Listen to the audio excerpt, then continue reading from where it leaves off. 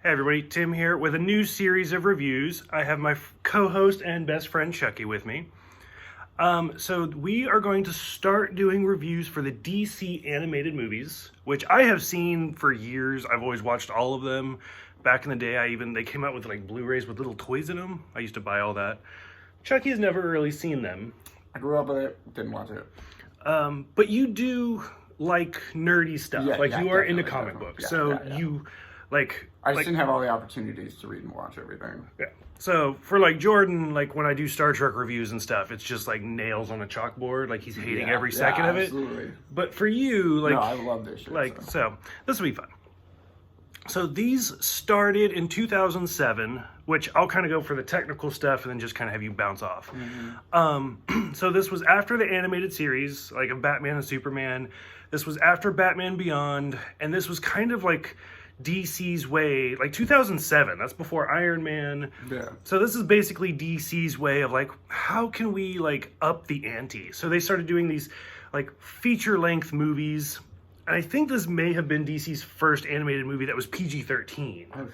So they're like, it has blood, it has swearing, it has stuff like this. People dying left and right. Yeah. So, and progressively over the years, they've even started doing rated R animated movies, which we'll get to later.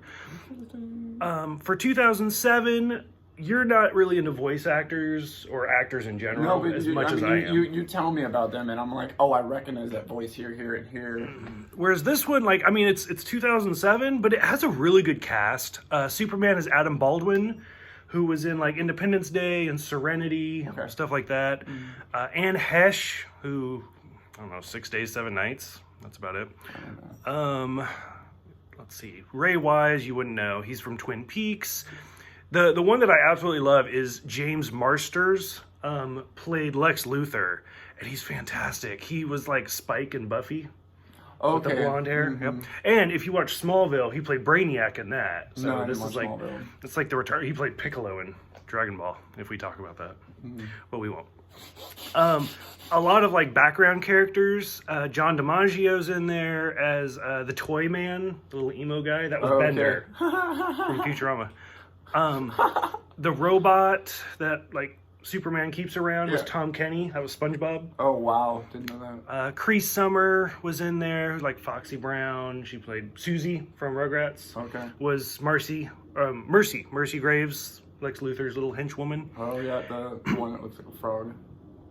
Dude, she got no nose. Oh, it's weird as shit. Yeah. Just two little slits. I'm like, the fuck is that? And then the big one that I absolutely love, that we'll just kind of jump to the end, was Kevin Smith's cameo. Oh yeah, that was great. Yeah. Oh, that was so good. Which, if anybody has not seen the movie, his stand-up, The Evening with Kevin Smith, he talks about how he was hired to write a Superman script. And he wrote it, and then the producer was like, you know what? I want him to like fight a mechanical spider in the third act. And Kevin Smith's like, why? And he's like, spiders are the most dangerous animal. Like, it's a terrific skit. Like, it goes on for a minute. And he's like, they're the most, and he's like, fine, what the fuck ever. And so he wrote this movie, and he put the spider there at the end, the Thangarian spider, whatever. And then at the end, Kevin Smith got fired. It went to the Tim Burton, so the movie never got made, blah, blah, blah. Long story short, the best part about that story to me is that same producer later that year ended up making The Wild Wild West with Will Smith. Oh my God. And how does that movie end? With a giant fucking spider. And so Kevin Smith's whole cameo for this movie is the clone Superman like attacking Toyman in a spider. And that's Kevin Smith's line is, yeah, like we needed him to defend us from a giant spider. Lame. And like that's his whole line. And that's DC's way of saying, dude, like you knew more about Superman than anybody that was actually making that movie. So stuff like that I loved. Jumps out at me. I didn't know all of that. Yeah. But that's deep. Yeah, see, I'm the technical side. Overall, it's an interesting movie. It is the first movie. So now that I've been watching 2007, 17, 18, 19, 20, I've been watching these movies for 13 years. For me to watch it now, it's a little bit cringeworthy. I'm just like, oh, but for you who have not seen any of them, I can appreciate it. it's good, yeah. And it's good to see like where it starts. Yeah. One of the big complaints, if I remember correctly, was kind of some of the animation style. For example, like Superman's cheeks, they have like that was lines. weird. I was like, why does he look like he's 40 years old right now? That was strange. And then it's an artistic design thing, but if you go back to like the original, because this movie's clearly based off of Bruce Timm's artwork, who's the creator of like the Batman the Animated Series and Superman the Animated Series, stuff like that. If you look at like his artwork, all of the main characters have eyes, like iris and everything, except for Superman. Just has like the black dots. Very much like the Joker. I didn't notice that. Yeah, it stood out to me. So stuff like that. A lot of homoeroticism in this movie. Between like, Luthor and Superman, for sure. Yeah. For it was, sure, the daddy like, complex in there was just like... What, like, I think it was Luthor's first line where he's like, he's sleek and he's beautiful. And it's like, what? What? Yep. And then finally when we get to like the red and green Christmas lights, it's like, oh. And then he like takes his glove off and straddles him. I'm like, what the hell? Who's your daddy? And it's like, I get 2007. Did he seriously just fucking say like, who's your daddy? Like, it was for an animated kid show. Yeah, that was a little over the top. So one of the weird things about this movie, and so I'm going to spoil it a little bit. This movie's like less than an hour and a half. I'll be honest, I've never actually read the source material. It is what it is. It's considered one of the greatest comic books ever. I worked at a comic book shop. I got shit for it all the time. But I'm not a Superman fan, so I was like, oh, who cares? But I know they cut a lot of stuff out. So they do end up doing a remake of this 10 years later, which is fine. It's great. I can't wait for us to get to that point. The movie is called Superman Doomsday. How much is Doomsday in this movie? For like, 10 minutes maybe. Yeah. And it's only like less, it's about 10 minutes in the first half hour of the movie. True, and yeah, he just beats the shit out of Superman and then they kill each other. Boom, and then he's gone. Like, it's like, oh, okay. So that's why I'm glad this movie got remade, because when we get to it, you'll see like what it should have been. It's great. Nice. The thing that catches me off guard for this is when Luthor kills Mercy. I don't like that. Because Mercy was not in the original comic. And that was his henchwoman? Yeah. Okay. I think she was blonde. So, in the early 90s, you will know, they made Batman the Animated Series. Okay, and in Batman the Animated Series, they created Harley Quinn. Yeah. Like, she had never been in the comic. She had never been thought of. They made her for the animated series. Yeah, and she started off in the, like, jester outfit with the red and had the big pom-pom fucking hat thing. And then from there, they started incorporating her into the comics, and now she's Suicide Squad. Yeah, now she's part of the DC universe. Yeah. So Mercy's actually kind of the same way. They created Mercy for the Superman animated series, and they've slowly started putting her into like the comics, and you'll see her slowly getting her own like character profile and like backstories. Okay, so cool. She seems like an interesting, like a DC version of like maybe fucking Black Widow. Kind of, yep. She's definitely like a assassin type, but I don't know. It was just weird. Like, it was like if you saw the first like lone DC movie with Harley Quinn and they just killed her off, you'd be like, the fuck is that? So the fact that they killed Mercy just kind of weirded me out. So they did that to the fire guy in fucking Suicide Squad. I was like, that was the coolest character, and dead. I was so pissed. The only fucking pyro character they ever introduced. That's not the Fantastic Four, dude. I'm like, what the fuck? Wow. Fuck that guy. You good? Yeah. I hated the brain surgery scene, though. With the mirror, I thought that was weird. Oh, how he was, like, working on himself? Yeah, that was interesting. Like, I wanted it to be worse. Like, I wanted blood. Yeah, he should have used more... At the very least, like, a black dot. Or like... Because you can kind of see a scar. It looked like a cigarette burn. Yeah. Like, I wanted gore. A laser would have destroyed that skin, even if it was Superman. Come on. Like, which, again, like, they've always kind of done that with mirrors and Superman's laser vision. I would just imagine it would go through the mirror. It's just glass. Yeah. So, I don't know. Mirrors and Superman never made sense to me. The scene when Lois and Lex Luthor are kissing kind of revolted me. in the same way, like Aladdin, when Jasmine kisses Jafar, as soon as Lois kisses Lex, I was like, oh, that's not right. That's not. I felt the same way. I was like, what are you doing? And then, she's tricking him. Just like Jasmine and Jafar. So I was like, okay.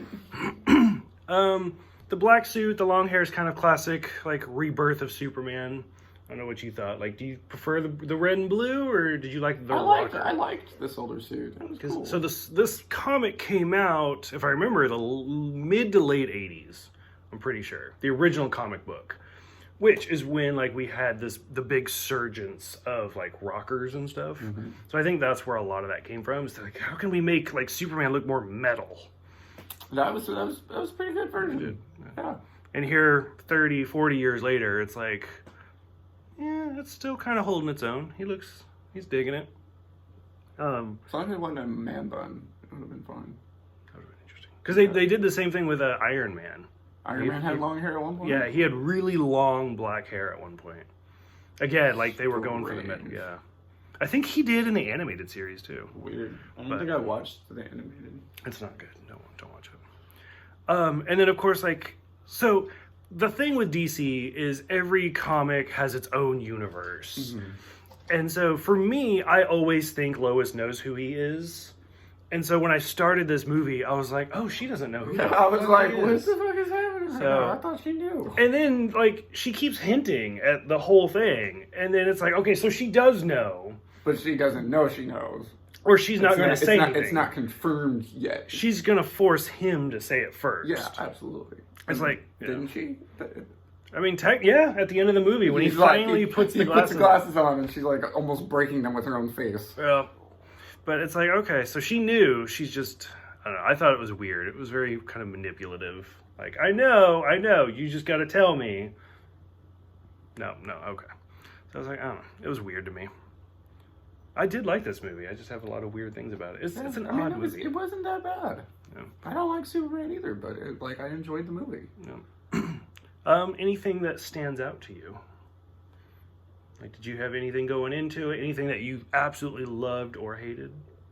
I mean, the fight scenes were pretty good. And then, like, the sound effects for the fight scenes, like I was talking about in the movie, when they were hitting each other in the face, it, like, literally sounded like they were breaking the sound barrier. And, like, they continued to do it through the whole damn fight. So you really, like, damn, they're actually beating the shit out of each other. And it's a decent, like...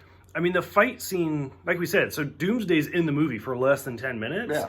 That fight scene seemed like it went on longer than that. Yeah, absolutely. I thought it was way longer than that. It's because for movies, there's a thing called battle fatigue, and there's all sorts of studies on it. Like, they did a lot of studies for one of the big episodes of Game of Thrones. And they were like, how long can we show a battle, just people wailing on each other, before the viewer just gets tired? And they're like, okay, I'm done. And the fight. Go back to the talking. Yeah. And they're like, just give me a cut, give me something. Because, I mean, just people beating each other up, after X amount of minutes, people get tired.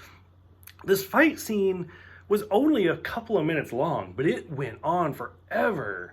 And I feel like that's a good thing. Like, they managed their time really well. Yeah, it made it seem like it was going on longer. Going from the train to the buildings. Yeah. The one thing annoyed me that...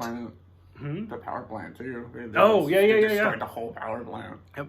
The one thing that annoyed me was kind of the logic, was when he finally is like, fuck it, and he grabs him, and he flies straight up.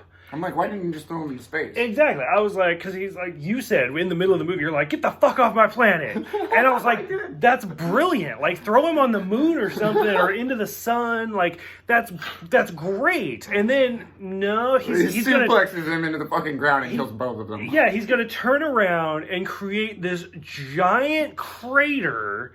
And, like, it's like, what? Wait, what? You're destroying more of the planet to kill this guy when you could have just... Yeah. And Lois has that line where she's like, you saved so many of it. Did you? How many people... there were like 30 or 40 buildings that went down in this fight. And I mean, that was one of the big things about the Man of Steel movie. Like, when Zod and Superman are fighting, it seems like they like go to this deserted area and then they purposely come back to just throw each other into buildings. And like, how many people are dying right now? Like, if you just chucked them into the sun. See, the Avengers was really good about taking an account of that. Yeah, they were like, we are literally fucking up the planet, like Yeah. worse than the people that we're trying to like hurt. And we see that, and that's why the whole Civil War movie happened, because they were like, we need to do what they're telling us to, and everybody's like, no, we don't. We're the fucking Avengers. And see, like, that's, I mean, the whole battle looked sick. Like, it was great. Yeah, no, it was but then fun. it's one of those, like, you sit back and you're like, how many people just died right now? Oh, absolutely. I was thinking that. So, overall, I'd say it's a good movie. It is the first of a long line.